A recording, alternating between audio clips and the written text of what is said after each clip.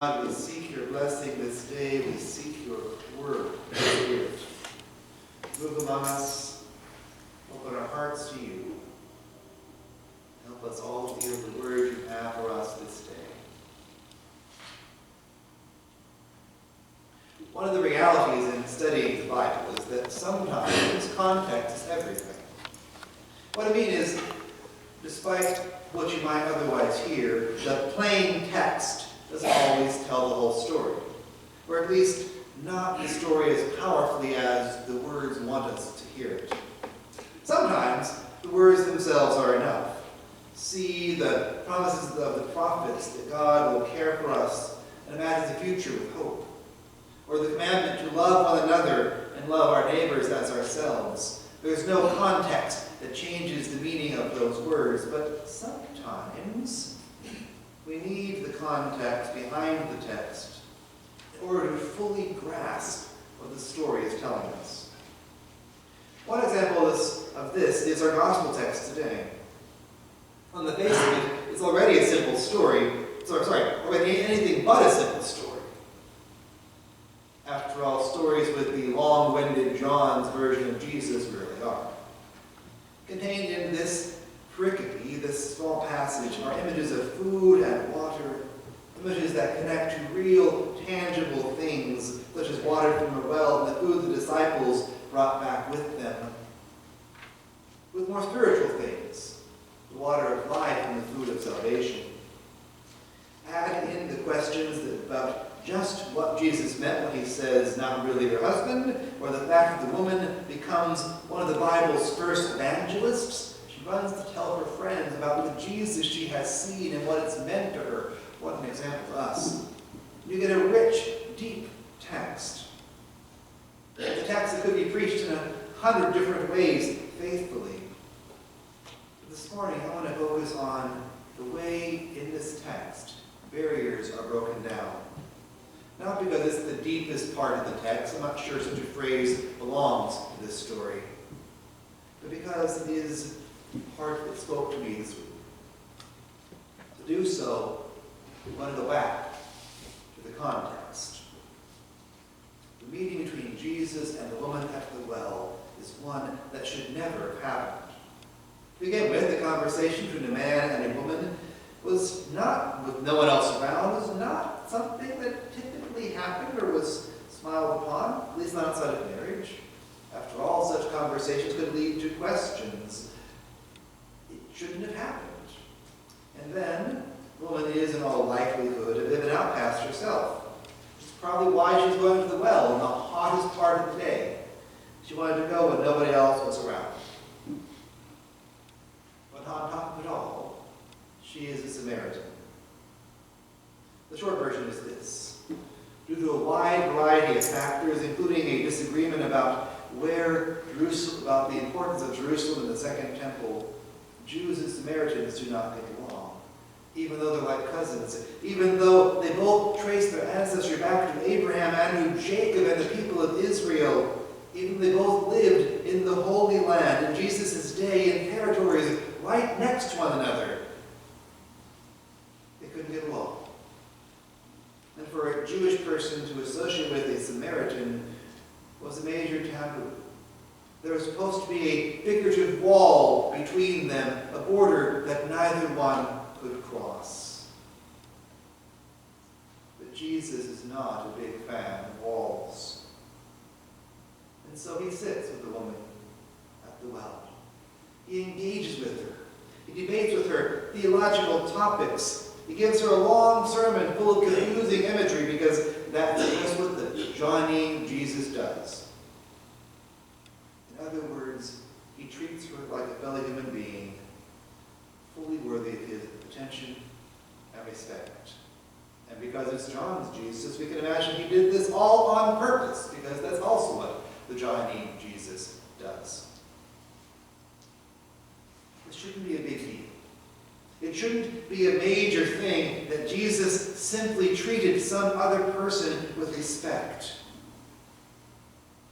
That in a society that was divided, where justice was rare, and where Jews and Samaritans, male and female, respectable or not, were categories that became dividing walls, keeping people from truly seeing each other, then Jesus being Jesus in this story is a big deal. It's a revolutionary moment for that woman, and years later for the church that recounted this story. It's a powerful moment that we should not let pass, because it's also a moment that we ought to emulate. We are called, I believe, people, as those who say we follow Christ, to do what Jesus does in this story and break down walls, because Jesus is not a big fan of them. This calls belonged to the church for 2,000 years, but it is as important today as ever. Today, we live in a society, in a country, in a world that is all about putting up walls, both figurative and literal. Every single day, we are told to be afraid. Be afraid of the immigrants that might come to take your job as opposed to try and find a way to feed their own families. Be afraid of the Muslims that are out to hate you as opposed to worship their own God in peace. Be afraid of anyone who is different and translate that fear into policy. Be afraid, be afraid, be afraid. That's what society tells us, compels us to do. It's what our politicians want us to do. It's why they use such language that draws out fear. But Scripture tells us something different. It says to us, time and time again, and story after story after story, do not be afraid. Let me say it again. Do not be afraid. Do not be afraid, for I am with you, says our God. So we can love our neighbor and pray for those who persecute us. Do not be afraid, says Jesus, because you too can break down walls and you can reach out and make a difference. Do not be afraid.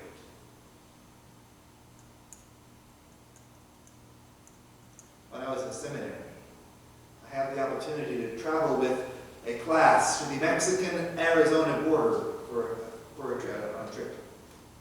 There we visited Nogales, a town divided by a border and a wall. In case you don't know, there is both a Nogales, Mexico and a Nogales, Arizona, and they are side by side. If North America were one country, they'd be one town.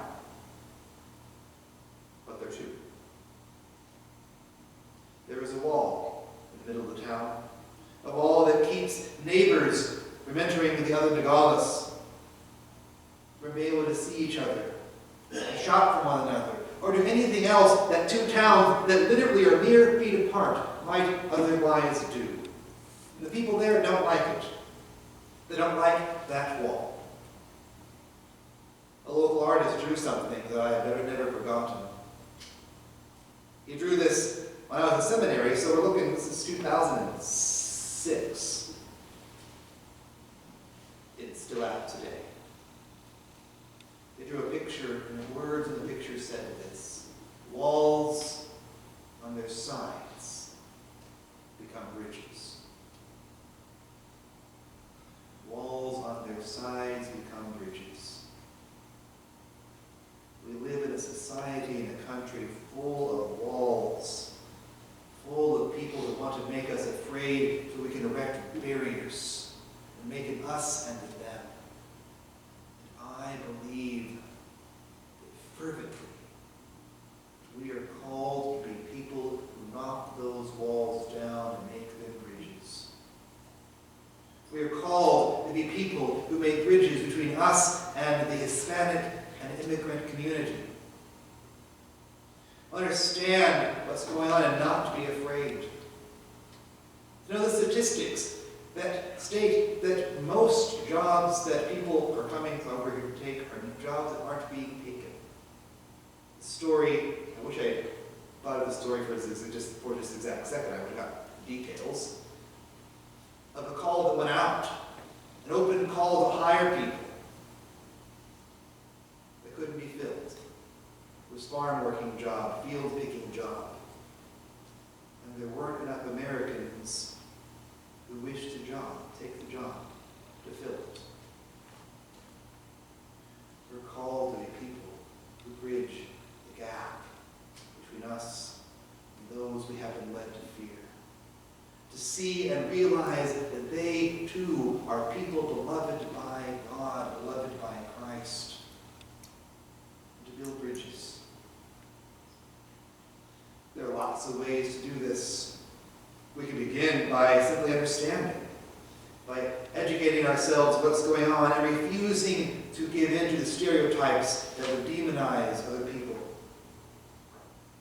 We can write to our Congress people and encourage them to support humane and effective immigration reform because we need immigration reform. Both people agree. But policies and reforms that simply build walls that can be climbed over or climbed under, or policies like our current policy that simply says nobody will ever go die in the desert because it's too dangerous, even though they do every day die in the desert, are not good policies. They're not policies that build bridges. They're policies that build walls. Closer to home. We can invite the Hispanic community to talk to us here in our worship, perhaps, here at a gathering in this fall, we do a speaker series, or maybe even we can go there. After all, it's asking a lot of somebody to come into a place where they don't know anybody in the room and to share about what's going on in their lives. But how powerful would it be? How powerful would our learning be if we went and worshipped with them in their service, to experience their way of life? If we took the step, I think it could be very powerful. And so if you miss church next week, I'll expect we're all worshiping at the Hispanic church in town. We're called to be people who build bridges, not walls. Bridges between us and those who are poor or homeless, that seek to understand how to effectively combat poverty. People who are called to build bridges and not walls between those of us who are Christian and those who are Muslim or Jewish or Hindu. One of the things I wish to do this summer or perhaps early fall, I wanted to do it this spring, but we just ran out of dates, is to take our youth to worship in a Jewish synagogue, in a Muslim mosque, to build bridges and not erect walls of fear,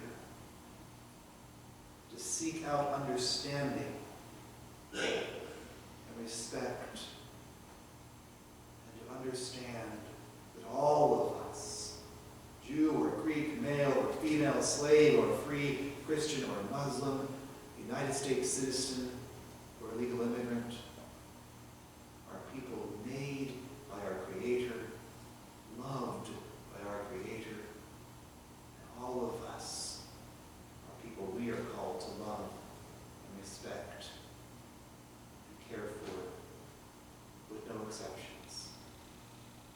We're called to build bridges and not walls.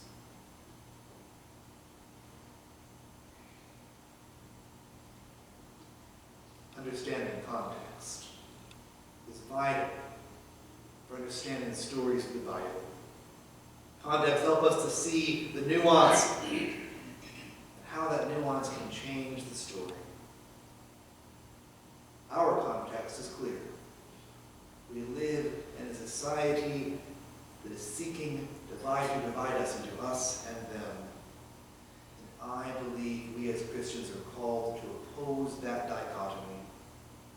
To say, Steve said, for all of us together. Friends, we are called to build bridges wherever we go. Because after all, Jesus did not like walls.